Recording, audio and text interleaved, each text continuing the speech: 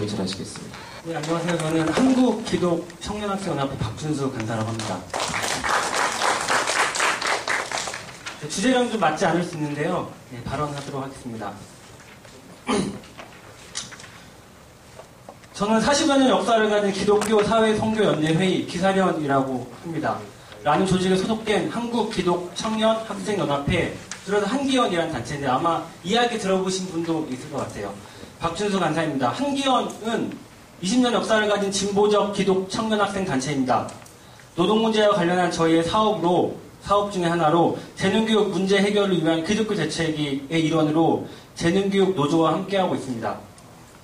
매주 기도회를 비롯한 다양한 방식으로 투쟁 승리를 위해 연대하고 있습니다. 그뿐 아니라 콜트콜텍, 쌍용자동차 등 비정규직과 불황해고 및 불안정 노동자들의 투쟁 현장에 부족하지만 마음을 함께하며 연대하고 있습니다. 전체 운동에서 종교를 표방한 기독 청년학생 운동이 가진 의의는 아직도 틈새에는 종교성을 가지고 접근해야 조직화할 수 있는 종교를 가진 청년학생들이 많이 있다는 것입니다. 그럼에도 기독 청년학생 운동은 무척 세력이 적습니다. 더욱 보수화되어가는 종교 앞에서 진보적 목소리를 내는 것은 쉽지 않기 때문입니다. 비정규직과 특수고용직을 비롯한 불안정 노동의 문제는 지금의 청년학생들이 맞닥뜨린 현실이기도 합니다. 전체 대학생 졸업생의 70% 정도가 비정규직으로 첫 사회생활을 시작한다고 합니다. 노동 현실의 문제를 피부로 느끼기 때문에 지금의 학생들은 스펙 쌓기와 취업 준비에 여념이 없습니다. 사회적 안전망이 부족하기에 한번 발을 잘못 디디면 다시 일어서기 힘들다고 느낍니다. 신자주의 광풍은 학생들로 하여금 자신의 앞길 챙기기에 정신이 없게 만들고 있습니다. 이런 서늘할 때일수록 더욱 청년학생 운동이 필요하다고 생각합니다. 특별히 저희는 기독교 청년학생 단체입니다. 요즘 기독교에 대한 반응이 상당히 좋지 않습니다. 그러나 사실 기독교는 하나님 나라가 이 땅에 실현되길 소망하는 아름다운 종교입니다. 하나님 나라는 당연히 노동자가 노동자로서 정당한 대가를 받고 권리를 누리는 사회입니다. 그렇게 학생 한 사람을 만나는 학생 한 사람을 자유와 해방을 노래하며 자신의 삶을 뜨겁게 살다간 기독교의 예수라는 사람 닮은 사람으로 성장할 수 있도록 돕는 것이 저희 기독교 청년학생 단체의 역할이며 그것이 이 사회를 더욱 건강하게 만들 수 있는 방법이라고 생각합니다. 무슨 이야기냐고 반문할 수도 있습니다. 하지만 이는 함께하는 사람을 한 사람의 운동가 혹은 운동가적 마인드를 가진 책임있는 주체로 만들고자 하는 여타 운동의 방향과 맥락이 통하는 이야기라고 저는 생각합니다. 물론 종교를 가지고 이런 이야기를 한다는 것 자체가 나이브하고 원론적인 이야기라고 이야기할 수 있습니다. 그럼에도 불구하고 종교는 그 기능상 한 개인에게 진정성과 꾸준함을 부여하는 데 탁월한 기능을 가지고 있습니다. 이것이 종교가 가진 힘이라고 저는 생각합니다. 저는 1년 6개월 동안 재능교육 노조와 연대하며 재능아웃이라는 곡 외에 여러 노래를 만들기도 하였고 그에 맞는 춤을 만들어 플래시몹을 연출하기도 하였습니다. 삼성 백혈병 환자를 돕기 위한 헌혈 모임, 드라큘라라는 모임을 만들어 언론에 다소 보도되기도 하였습니다. 이렇듯 청년 학생들만이 할 수 있는 아이디어와 재치 역시 투쟁에 중요하다고 생각합니다. 기독교 학생활동에 죽었다고 이야기하는 이때에 기독교라는 종교성과 현재 노동 문제를 피부로 느끼는 당사자로서 또 힘있는 운동 역량을 가진 주체로서의 청년학생이 결합된 기독 청년학생 운동은 매우 큰 의미가 있다고 생각합니다.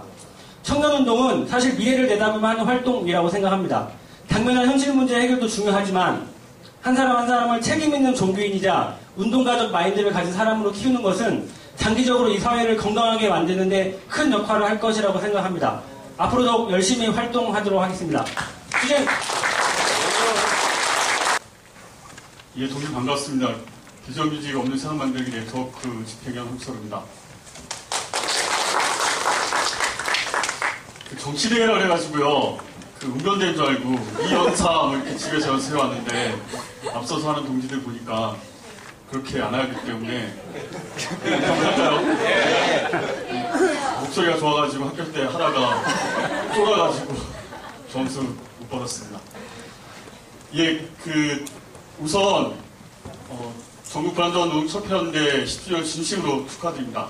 2005년 전만 하더라도 거리에서 저희가 비정규직 선전전 하면은 지나가는 시민들이 비정규직이 뭐예요? 라고 정말 얘기했습니다. 근데 2005년 이후에 2006년, 2007년, 2008년 기룡 그리고 이레드 코스코 그다음 KTX와 승무원 등등의 비정규직이 활발하게 전개되면서 지금도 계속되고 있죠. 그래서 많은 시민들도 이제 비정규직 문제가 나의 문제로 생각하고 있습니다. 이러한 투쟁에 정관적 협회연대가 함께 했다는 게 저로서도 되게 회원으로서도 좀 자랑스럽게 생각합니다. 제가 얘기할 거는 비업세의 역사와 그리고 비업세 왜 강화해야 되는지에서 말씀을 드려보도록 하겠습니다. 지난 총선을 기억하시죠? 모든 정당들이 비정규직 문제를 해결했다고 얘기했습니다. 하지만 총선이 끝나자마자 그냥 사탕 말고 끝났습니다. 심지어 새누리당은 총선이 끝나기 무섭게 사내 하드급 법안을 만들어가지고 정몽과 그리고 독점재벌의 이익을 대변하기 위해서 안간힘을 쓰고 있습니다. 민주당은 비정규직 양산 법안을 만든 장본인으로서 그 무능과 한계를 여실히 보여주고 있습니다. 진보정당을 자처한 당들은 총선 시기에 비정규직 문제, 계급 문제를 전면에 내세워서 싸우지 못했습니다. 왜 그렇습니까? 이것은 800만 비정규직 시대라고 하지만 비정규직 노동자들이 그 절망과 분노가 조율되지 못했기 때문입니다. 그리고 기존 정치권에 비정규직 노동자들이 여전히 기대고 있기 때문입니다. 대선이 얼마 남지 않았습니다. 아마 대선도 총선처럼 비정규직 문제가 뒷전으로 밀릴 가능성이 농후합니다. 비정규직 없는 세상은 가능합니다. 그러나 비정규직 세상은 기존 정치권에 기대거나 안주해서는 결코 가능하지 않다고 생각합니다. 이 자본이 지배하는 이 세상에서 기존 정당들은 끊임없이 타협과 개량을 요구하고 있습니다. 비업세는 이런 것들 단호히 거부하면서 만들어졌습니다. 2008년 기름전자 설립투쟁 때 비정규직 문제를 담장 안에서만 가둬놓아서 안 되겠다. 사회적 연대와 계급적 연대로 해결하지 않으면 결코 해결되지 않을 것이다라는 요구가 있었습니다. 그 요구를 받아가지고 많은 동지들 모여가지고 비업세를 만들었습니다. 비업세는 비정규직 없는 세상과 그리고 이들의 권리가 보장되는 세상 가능하다고 생각하는 다양한 단체 그리고 개인들이 수평적으로 모여있는 연대 기구입니다.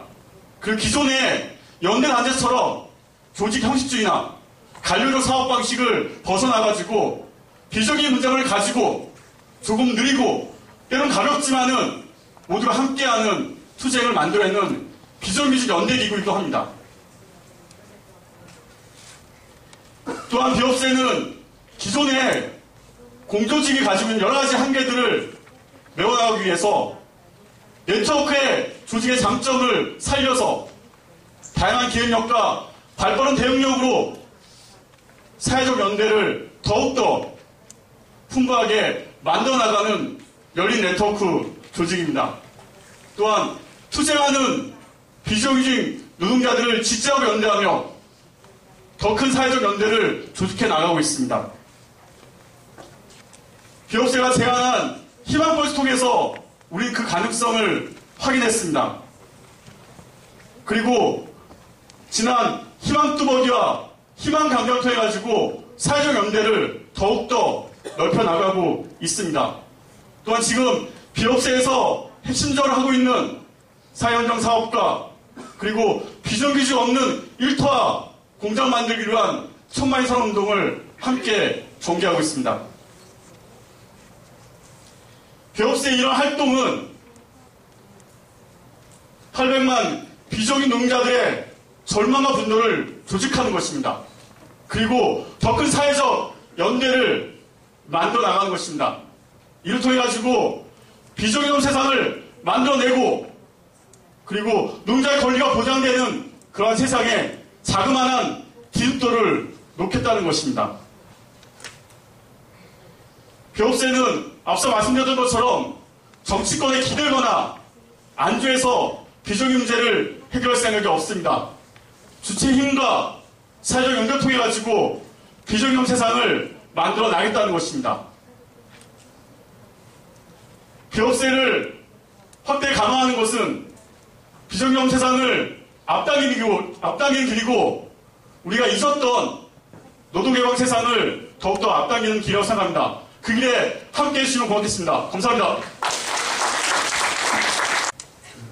안녕하세요. 예, 쌍용차이부자 부동입니다. 반갑습니다.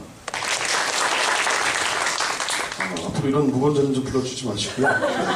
네, 그렇습니다. 사실 09년 77일 투쟁 끝나고 열심히 투쟁하진 않았지만 저희 조합幹부들이 거의 다 검찰 조사, 경찰 조사할 때 스피커만 날랐다. 그리고 마이크만 잡았다. 김밥만 날랐다. 뭐 이런 정도, 조목밥만 날랐다. 이런 정도 얘기했는데 아쉽게도 그런 얘기가 통하지 않고 6개월 동안 구치소 살다가 이듬해 봄에 출소했습니다. 사실 출소할 때 마음은 이렇게 투쟁을 계속 이어가야겠다. 이 복직쟁을 열심히 해야겠다. 이런 사실 마음보다는 혼자 이제 아이 낳은 이제 그 아내나 1년 동안 아빠랑 떨어져 있던 아이들한테는 미안함 이런 것 때문일 수도 있고 실제로 이제 열심히 파업 투쟁하다가 잡혔으니까 구속됐으니까 그래도 좀 내가 좀 빠져도 되지 않겠느냐 이런 알량한 공명심이 좀 있었습니다. 하지만 보시다시피 아직까지 그만두지 못하고 있습니다. 사실 출소에서 쌍용차 이제 집회 1주년 투쟁 집회를 준비하다가 이제 금속노조 조직국장하고 만나서 이런저런 얘기하다가 조직이 얼마나 되겠느냐. 사실 저한테 가장 중요했던 건 금속노조 금속노동자들이 얼마나 우리 공장 앞에 오는 거냐. 그게 이 싸움의 가장 중요한 핵심이다라고 저는 늘 생각해 왔는데 한 3,000명쯤 이렇게 오겠냐고 그러니까 한 1,000명도 조직하기 어렵다. 지금 잘못 판단하고 있는 것 같다. 구치소 갔다 오더니만 아직 정세를 잘 판단 못하고 있다. 이런 비아냥 비슷한 눈길을 받았어요. 신용은 거론하지 않겠습니다. 어쨌든 어떻게 쌍용차 투쟁을 하는데 집회를 하는데 1주년 파업 집회를 하는데 3,000명도 조직을 안 할 수 있냐 이런 사실 서운함도 있었지만 그런 마음들은 사실 좀 지나니까 없어지더라고요. 왜냐하면 조직이 안 돼요. 투쟁사업장들 투쟁을 하면 사실 조직이 잘 안 됩니다. 여러분들이 지금 계속 앞에서 이제 마이크 잡으신 분들이나 우리 사회자 동지가 얘기하셨는데 쌍차 투쟁이 굉장히 많이 이제 알려졌다고 생각하는데 사실 09년 파업 이후로 작년까지는 거의 안 알려졌습니다. 저희도 수뇌 투쟁 버스 타고 돌아다니면서 수뇌 투쟁도 하고 산업은행 앞에서 한 5개월 가까이 농성 투쟁도 하고 이렇게 빨간 페인트 같은 거 던져가지고 우리 조합원들만 24명이 연행됐었는데요. 사실 잘 모르시죠, 그죠? 그런 일이 있었는지, 그죠? 그렇습니다. 저희들이 그랬었습니다. 그래서 사실 그 뒤로 이렇게 24명이 연행된 뒤로 사실 조합원들이 좀 이렇게 격하게 사운드를 만들어가는 데 있어서 부담감도 많이 느끼고 사실 그렇게 하다 보니까 점점 더 이 투쟁들이 소프트해진다고 할까요? 그러다 보니까 자꾸 할 수 있는 게 없어요. 할 수 있는 게 없어지고 이 투쟁들이 점점 더 이렇게 먹먹해지는 고립되는 듯한 느낌이 계속 들었습니다. 그러다 이제 희망버스를 우리는 만났습니다. 예. 투쟁하는 노동자들을 찾아가서 응원하고 위로하고 함께 이 싸움을 만들어가자 이런 취지로 그때 한 700명쯤 왔었잖아요. 그래서 처음에 단편으로 넘어갈 때 저희 집행유가 많아가지고 저기 넘어가야 되나 말아야 되나 근데 백선 선생님도 넘어가고 문정희 신부님도 넘어가서 저러면 괜찮지 않을까 싶어가지고 그렇게 넘어갔는데 그 뒤로 사실 저는 많이 바뀌었습니다. 금속노동자 아니더라도 이렇게 훌륭한 투쟁들도 할 수 있고 실제로 시민들 특히 이제 참여하는 개인들을 배려하는 이런 투쟁들이 실제 어떤 힘들로 작용하는 건지 그리고 투쟁하는 노동자들이 함께 모여서 이 싸움들을 만들어갈 때 어떤 응집력을 내는지 서로에 대한 응원과 이런 어떤 힘을 갖게 되는지 사실 저는 많이 느꼈습니다. 그래서 그 뒤로 아까 우리 비업세 소식권자가 말씀하셨다시피 희망뚜벅이 쌍차 그러니까 재능 1500일 투쟁에서 쌍차 1000일 투쟁으로 서울에서 이 평택까지 걸어왔던 희망뚜벅이 굉장히 추웠는데요. 굉장히 재밌게 했고요. 그 다음에 아무도 알아주지 않았지만 3월달에 서울시청 광장에서 20일 가까이 총선에서 정리해고 문제, 비정규직 문제를 의제화해야 된다 이런 목표를 갖고 투쟁을 했었습니다. 물론 의제화되지는 않았습니다. 네. 많은 분들이 좀 특히 이제 우리 투쟁하던 동지들이 평가가 사실 바뀌었습니다. 이렇게 여론화도 안 되고 사실 우리만 하는 투쟁인데 이런 기획 투쟁들이 계속 이어질 필요가 있느냐 이런 사실 문제 제기도 많았었지만 저 개인적으로 가장 중요했던 것은 이 사업장을 넘어선 공장 울타리를 넘어선 노동자들의 동지애들이 그 투쟁 두 투쟁으로 아주 단단해지고 아주 밀도가 있어졌다는 얘기입니다. 그래서 그 뒤로 저희가 대한문 투쟁했을 때 여기 앉아 계신 분들 거의 다가 저희들 투쟁처럼 함께 투쟁해 주셨습니다. 풍천노숙뿐만 아니라 사실 연예인도 여기 계신 분 절반 이상은 같이 투쟁하다가 다치기도 하시고 연예인도 되셨습니다. 저는 이렇게 그런 확신들이 있습니다. 그래서 이 누구의 지침, 그리고 지시 이런 게 아니고 실제 노동자들끼리 연대해가지고 투쟁을 만들어가는 것들이 사실 굉장히 중요한 문제이고 이게 앞으로 운동의 방향성이나 우리 투쟁에서 가장 중요한 목표나 그런 우리 방향으로 좀 설정하는 게 어떨까 이런 생각을 계속 하고 있습니다. 그리고 또 많은 시민들을 만났습니다. 우리 김혜진 동지가 말씀하셨다시피 다른 투쟁사업장이 미안할 정도로 많은 분들이 함께하고 계십니다. 그렇게 보입니다. 예, 그렇게 보이고 많은 분들이 시민분들이 모금도 해주시고 서명도 해주시고 밥도 밥 셔틀도 싸워주고 그 밥도 이렇게 도시락도 싸워주고 오시는데 저희들은 이제 그렇게 하다 보니까 고민이 생긴 거예요. 왜냐하면 처음에 한두 번 페이스북이나 트위터에 우리 밥 싸왔어요. 뭘 갖고 왔어요. 이것도 갖고 왔어요. 저것도 갖고 왔어요. 이렇게 해서 온답니다. 이런 얘기를 하다가 너무 많이 그러니까 미안한 거예요. 왜냐면 바로 앞에 이 1700을 넘는 재능 투쟁이 있고 8년 투쟁이 코로나 과천에서 저 천막 투쟁을 하고 있는데 그리고 유성 투쟁도 있고 엄청 골든브리츠 투쟁이 있고 여러 가지 투쟁들이 있는데 글쎄 저희들만 좀 받는 것 아닌가라는 사실 개면적음이 있었습니다. 그래서 이분들하고 어떻게 나눠야 될까 어떤 방향으로 이 쌍용자동차에 오시는 분들하고 어떤 마음으로 나눠야 될까 이런 고민들을 계속 하기 시작했고 밥셔틀이라고 아주 평범했던 분들이 일주일에 한 번씩 대학원에 와서 도시락을 싸웁니다. 그래서 몇 번 제안해가지고 K2 성수동에 가서 같이 밥을 나눈다든지 아니면 풍산 노동자들이나 재능 동지들을 모셔서 같이 먹는다든지 그리고 오시는 분들이 굉장히 그냥 주부세요. 진짜 시민분이거든요. 진짜 시민이에요.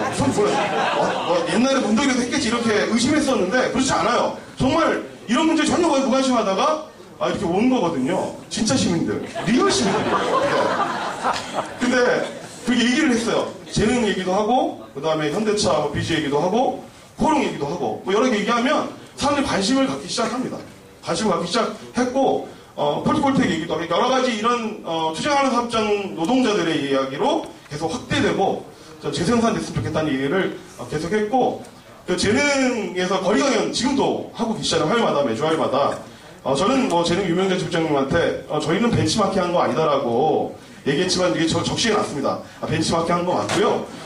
제가 따라했습니다. 따라했는데 저희는 유명한 사람 한 분 그리고 저희들처럼 투쟁하는 노동자 한 분, 두 분 모셔서 거리 강연 시대를 묻다 톡톡톡을 대화문에서 40여 명이 하셨었습니다. 그때 이제 바랬던 건 뭐냐면 나는 시민이다. 나는 노동자가 아닌데 나는 시민이라서 여러분들한테 연대를 하겠다. 그래서 좀 앉아있겠다. 내가 뭐 할 수 있는지 한번 해보겠다. 이런 사람들한테 당신들은 시민이 아니다. 당신은 시민이 아니고 노동자다. 그래서 시민과 노동자가 만나는 게 아니라 시민이라고 생각했던 사람들이 스스로 노동자임을 각성하게 하는 것. 이게 가장 중요한 이 거리 강연에서 목표였고요.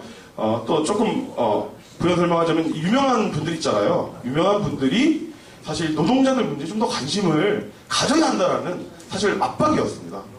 많은 분들이 일회성을 넘어서 이렇게 발언이라도 해주시는 분들도 있지만 물론 일회성으로 끝나는 분들도 있습니다.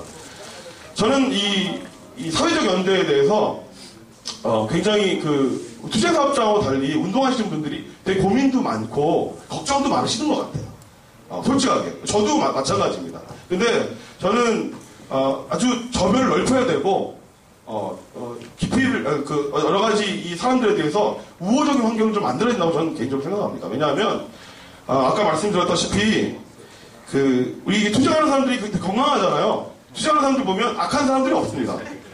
그렇죠. 저도 안 악하잖아요. 그죠? 그렇죠. 이게 투쟁하는 사람, 건강한 사람들이 갖고 있는 이런 투쟁성들이 오는 사람들로 하여금 저는 마음속에 이 저항의 불씨를 만들어 놓는다고 생각합니다. 자기 삶에서 이 저항의 불씨를 만들어 놓는다. 그래서 이런 분들하고 연대해가지고 함께 이 싸움들을 할 수밖에 없습니다. 왜냐하면 아까 김혜진 선배가 말씀하셨다시피 우리 힘이 너무 부족하기 때문입니다. 쌍용자동차 해고자들 그리고 금속노조의 힘만으로 이 정리하고 철회가 될 수 있다면 그렇게 했으면 좋겠습니다. 민주노총 이렇게 했으면 좋겠습니다. 근데 그게 잘 안 되고 어렵고 힘드니까 어쨌든 이렇게 함께 할 수 있는 분들과 함께 마음을 나누고 힘을 모으는 것, 이게 중요한 문제가 아닌가라는 생각이 듭니다. 사실 3월 달 이후로 쌍용자동차 해고자들이나 가족분들이 돌아가시지 않았습니다. 원래 3개월 내지 4개월이면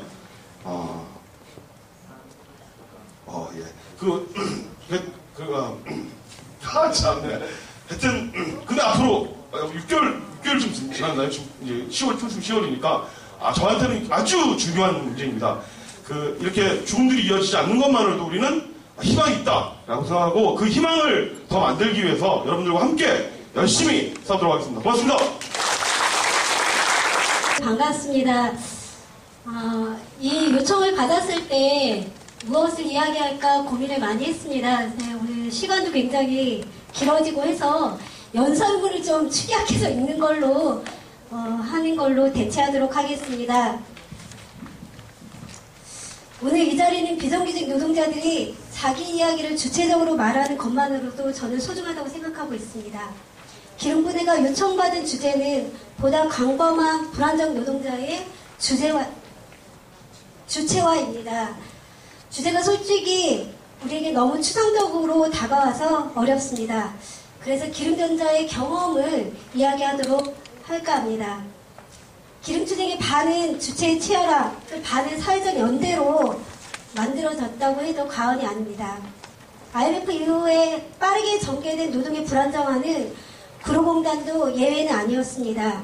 그 영향이 바로 정규직으로 취업하기는커녕 비정규직도 직접 고용이 아닌 파견으로 겨우 취업할 수 있는 구조가 되어버렸습니다.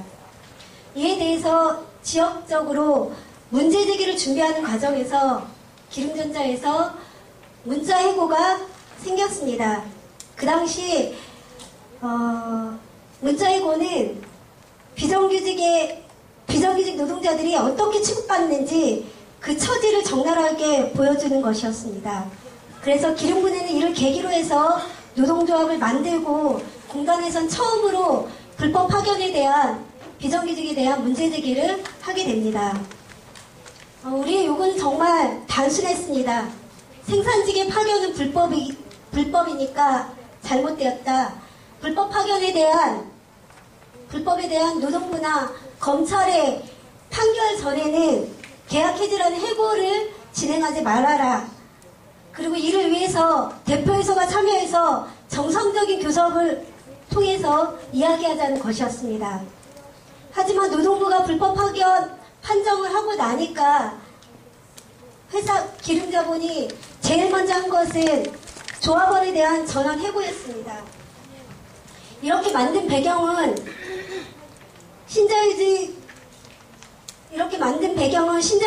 신자유주의 정책으로 일관된 노무현 정권이 불법 파견을 인정하고 정규직화해서 하게 되면 수십만 명의 비정규직 노동자들을 정규직화하는데 너무 많은 비용이 든다는 이유였습니다. 그래서 기름을 불법 파견을 인정해 줄 수가 없었던 것입니다. 그래서 이런 잘못된 해결의 관점은 여전히 현대차 비정규직 노동자들에게도 고스란히 이어지고 있습니다. 불법 파견에 시정 없이 3,000명 신규 채용이라는 쓰레기적인 방법으로 불법 파견을 인정하지 않고 있는 현실로 이어지고 있는 것입니다.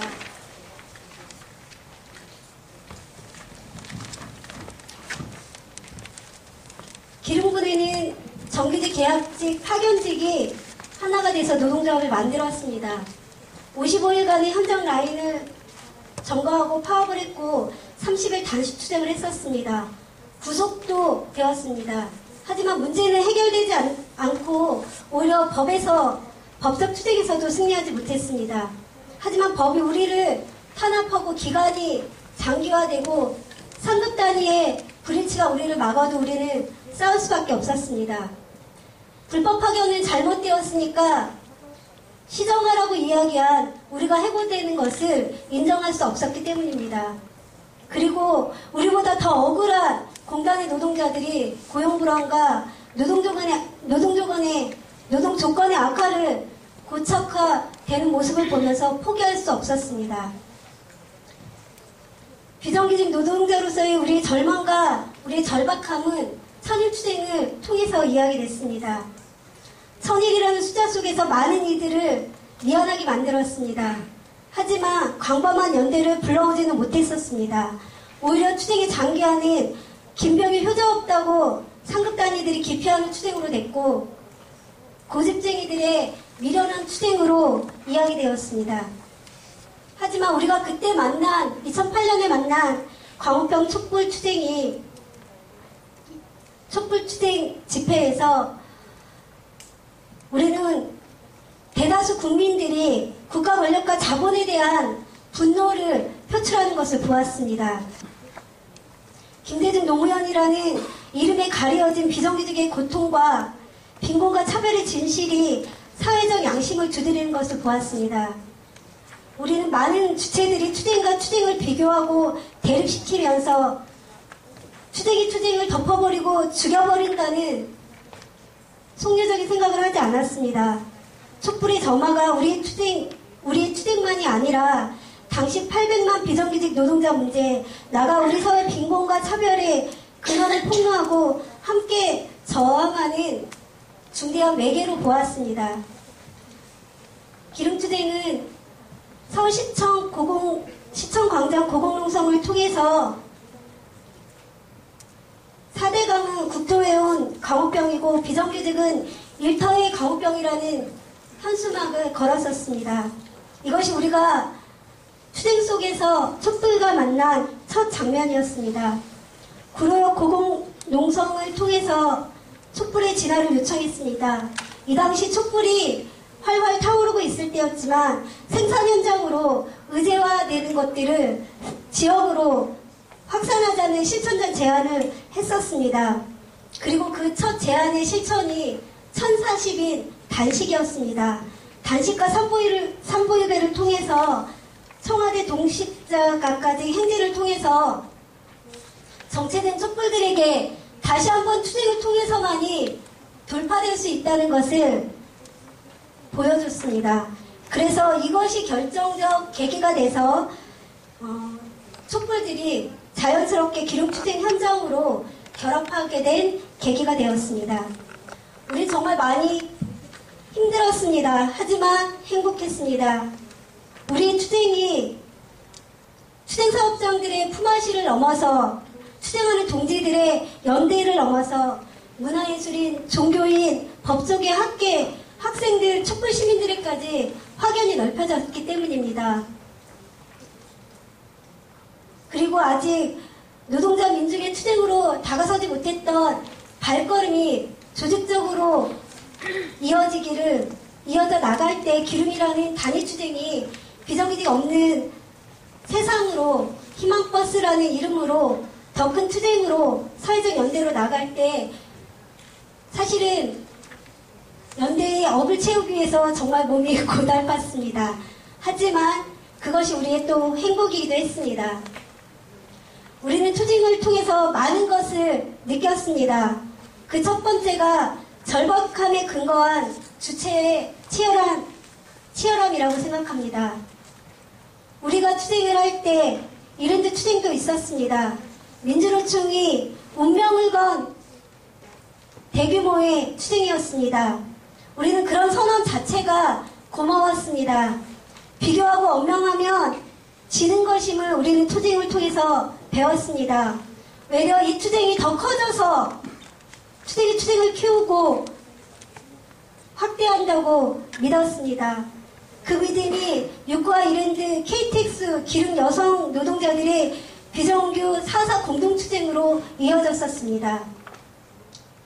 그리고 더불어서 추쟁은 규모와 양이 결정한 것이 아니라 주체들의 절박한 결단이 결정한다고 믿었습니다. 추쟁의 진정성은 우리가 남을 설득하는 것이 아니라 우리의 행동을 보고 남들이 우리를 따라오게 하는 그런 것이라고 배웠습니다. 느꼈습니다. 이 투쟁 과정에 우리의 문제를 전체 비정규직의 문제로 넓히고 우리의 저항이 신자유주의적인 법제도 관행에 비인간적인 것에 대한 보편적 저항임을 알리는 것이었습니다.